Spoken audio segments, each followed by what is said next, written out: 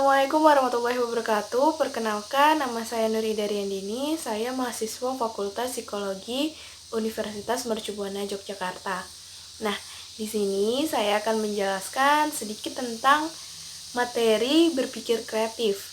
Nah, di dalam itu saya juga akan menjelaskan apa sih itu berpikir kreatif, kemudian apa sih perbedaan antara berpikir kreatif dengan berpikir konvensional. Terus ada juga saya akan menjelaskan apa sih ciri-ciri orang yang memiliki kemampuan berpikir kreatif. Nah, kemudian saya juga akan menjelaskan apa sih pentingnya seseorang mempunyai kemampuan berpikir kreatif. Nah, yang terakhir saya juga akan menjelaskan bagaimana sih tahap kita atau tahap ketika seseorang memiliki kemampuan berpikir kreatif untuk menyelesaikan suatu masalah yang sedang ia hadapi. Nah, langsung saja ya. Nah, apa sih berpikir kreatif itu? Menurut Munandar 1999, berpikir kreatif itu merupakan kemampuan umum untuk menciptakan sesuatu yang baru, sebagai kemampuan untuk memberikan gagasan-gagasan baru yang dapat diterapkan dalam pemecahan masalah, atau sebagai kemampuan untuk melihat hubungan-hubungan baru terhadap unsur-unsur yang sudah ada sebelumnya. Nah, sekarang saya akan menjelaskan sedikit tentang perbedaan antara berpikir konvensional dan juga berpikir secara kreatif. Kita masuk dulu ke berpikir konvensional.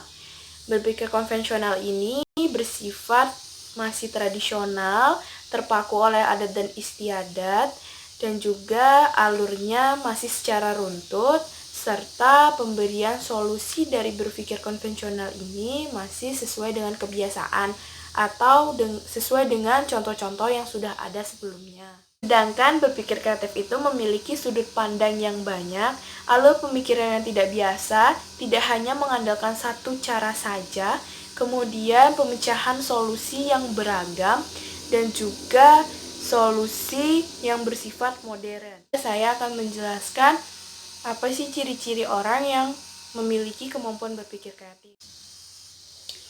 Yang pertama, sering banyak gagasan dan usul terhadap suatu masalah. Yang kedua, memiliki dorongan ingin tahu yang besar. Yang ketiga, memiliki pendapat sendiri dan mampu mengutarakannya. Yang keempat, tidak mudah terpengaruh oleh orang lain. Yang kelima, daya imajinasinya yang kuat. Yang keenam, suka mencoba hal-hal baru. Yang ketujuh, sering mengajukan pertanyaan yang baik. Kedelapan, dapat bekerja sendiri. Dan yang terakhir, menonjol dalam salah satu bidang seni. Sekarang, apa sih pentingnya memiliki kemampuan berpikir kreatif? Nah, yang pertama, semua orang kan pasti memiliki permasalahan di hidupnya atau permasalahan-permasalahan yang sedang ia hadapi.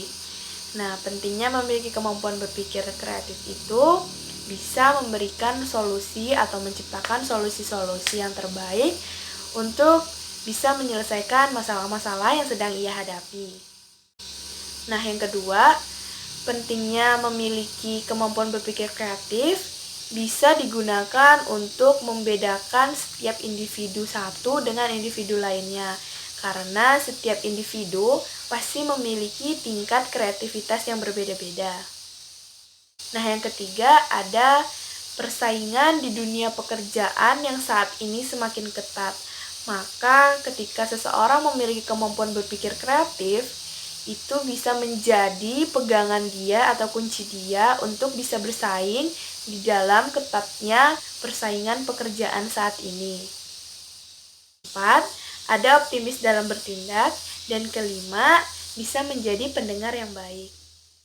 Nah, yang terakhir nih, bagaimana sih kita harus menggunakan kemampuan berpikir kreatif kita untuk mengatasi suatu masalah? Di sini saya akan menjelaskan ada 5 tahap bagaimana kita harus menggunakan kemampuan berpikir kreatif kita untuk menyelesaikan suatu masalah yang sedang kita hadapi. Nah, yang pertama ada tahap persiapan.